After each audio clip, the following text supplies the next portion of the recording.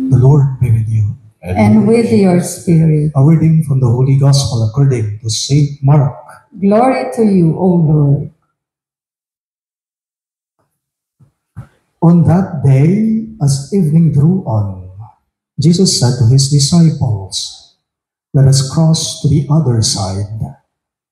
Leaving the crowd, they took Jesus with them in the boat just as he was, and other boats were with him.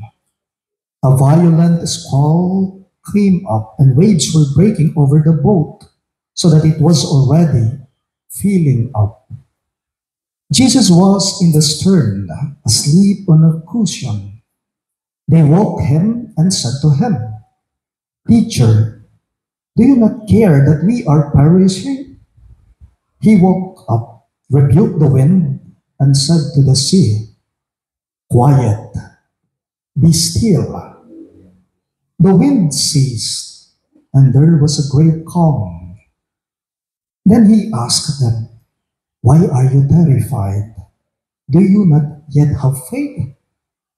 They were filled with great awe and said to one another, "Who then is this whom even wind and sea obey?" Sisters and brothers in Christ, the good news of our salvation. Praise to you, Lord Jesus Christ.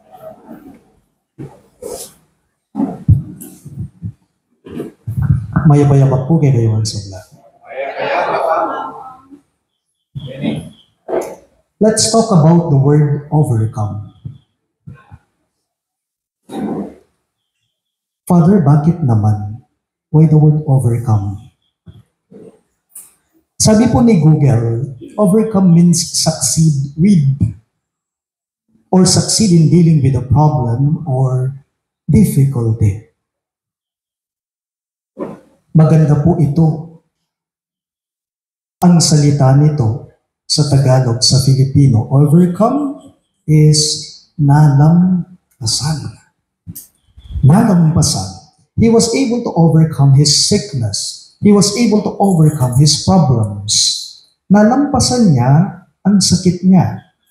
Nalampasan niya ang mga problema niya. Ang mga pagsubok niya. Alam po ninyo, itong nakaraang linggo lang, nag-attend po ako ng National Convention doon sa Tacloban, Leyte.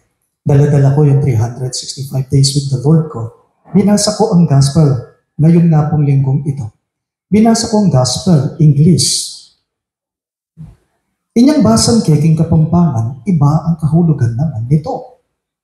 Iba yung sinasabi sa Kapampangan translation, sa English translation, ng gospel natin ngayong linggo.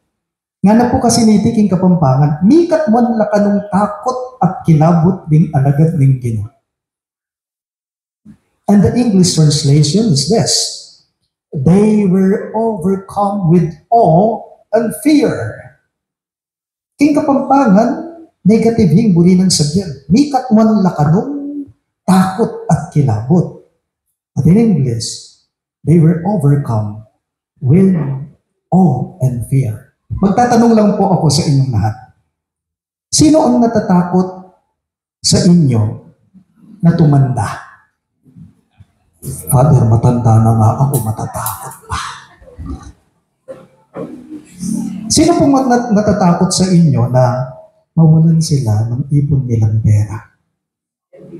Father, bulsa ko nga walang naman pera pa. Sino kayang natatakot sa atin na tapuan sila ng sakit? Magtaas ng kamay. Marami rin. Isa na ako doon. Ibahin ko lang po ang tanong ko.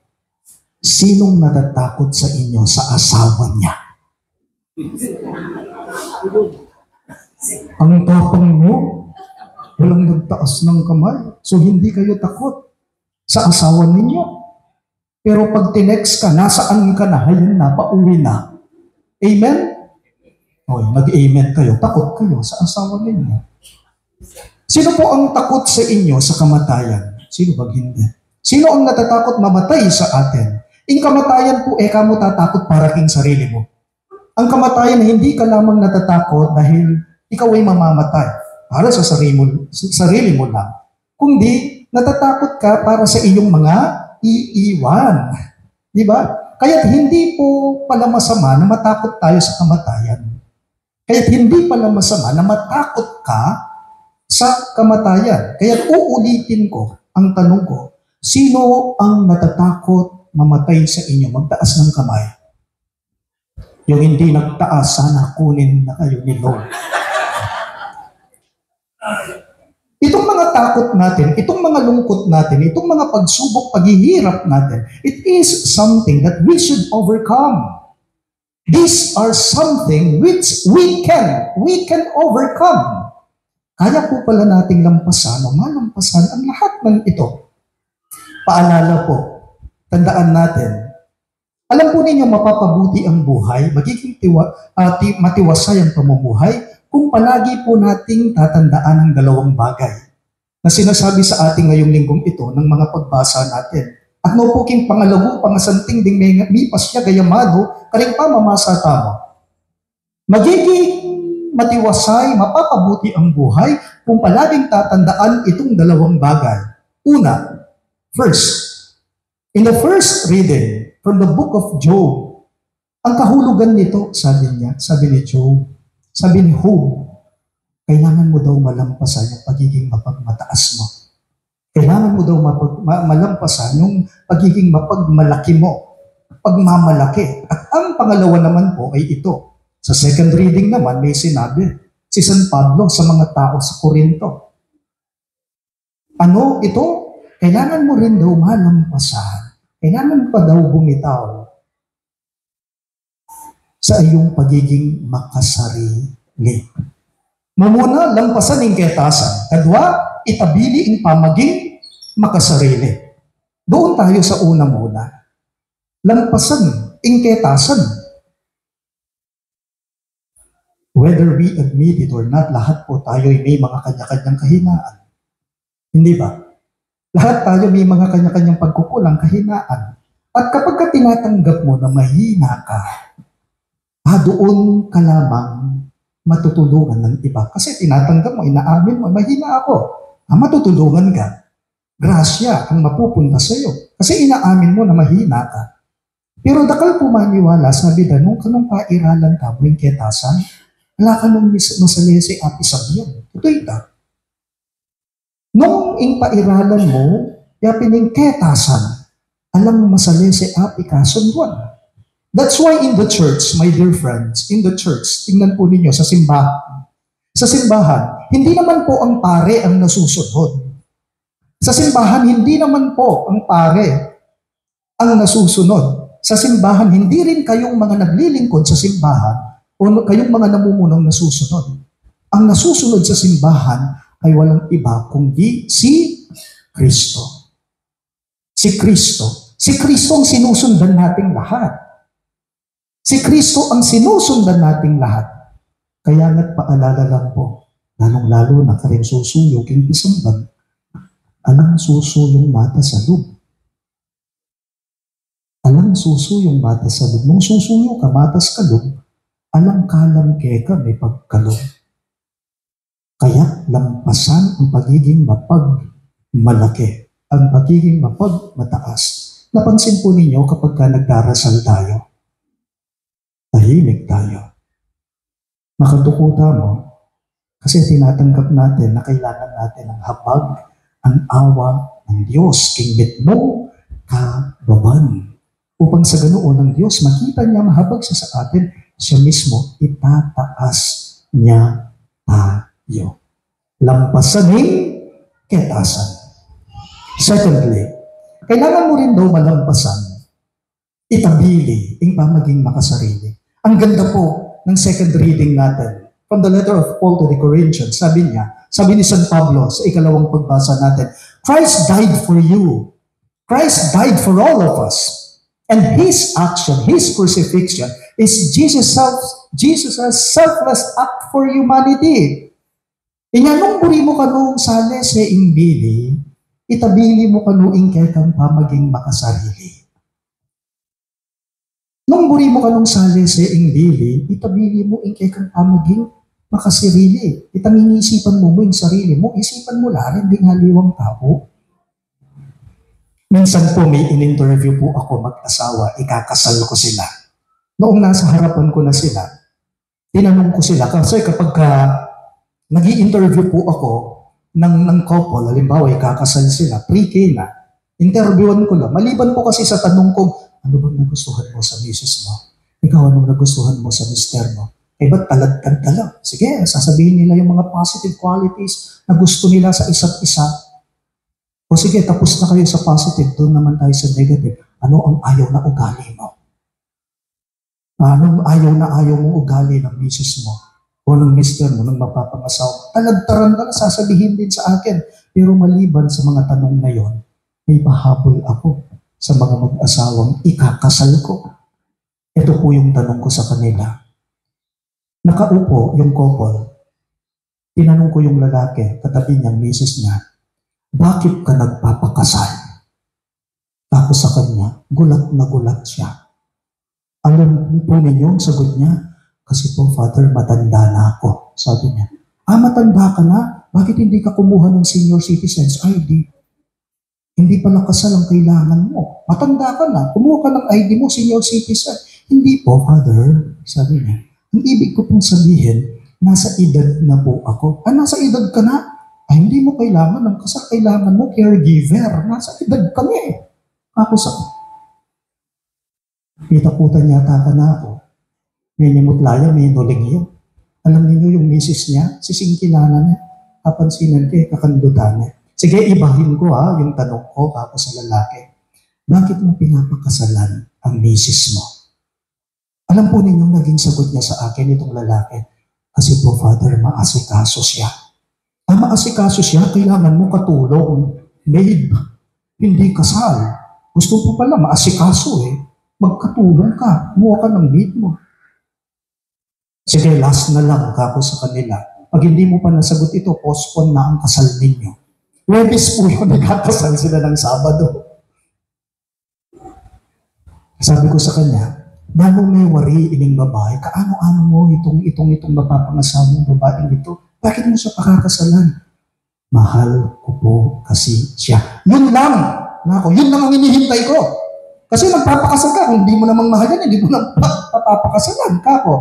O pakasalan niya, kasi kaluguran ka Kaluguran na mahal mo siya di ba? Look at the two answers. Yung dalawang tugon niya sa akin, makasarili sila.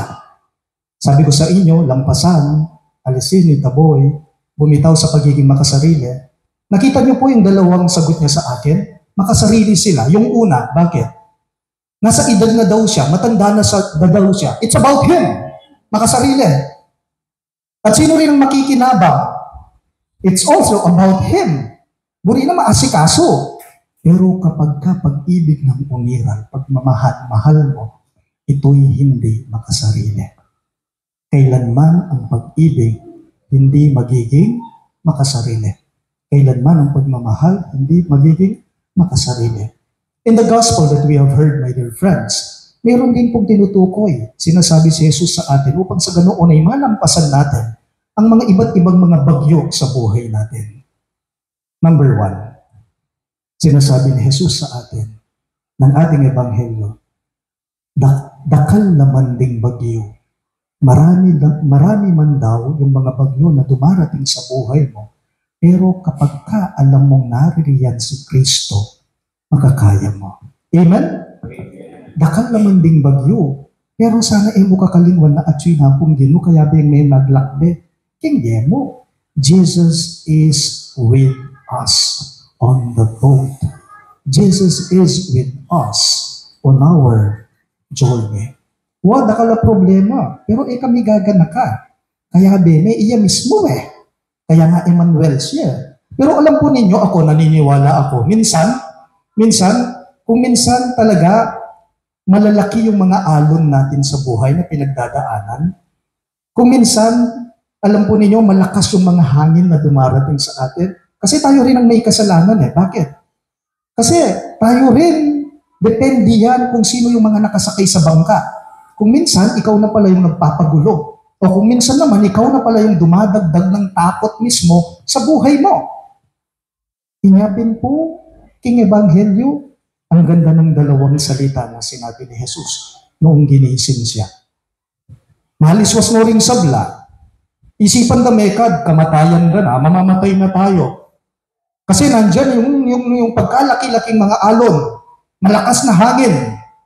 Pero si Jesus, anong ginagawa niya? Malakakya. Manyaman niya tudtud, kaya ginising siya. Wala ka bang pakialam sa amin kung mamamatay lahat tayo dito?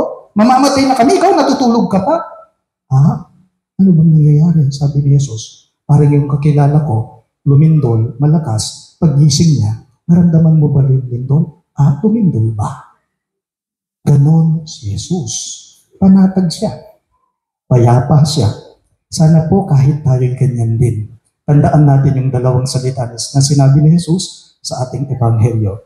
Mas buri kay king kapampangan Mumuna, tuknang ka. Huminto ka. And the second is, tahimik ka. Quiet, be still. Una, tuknang ka. Pangalawa, tahimik ka.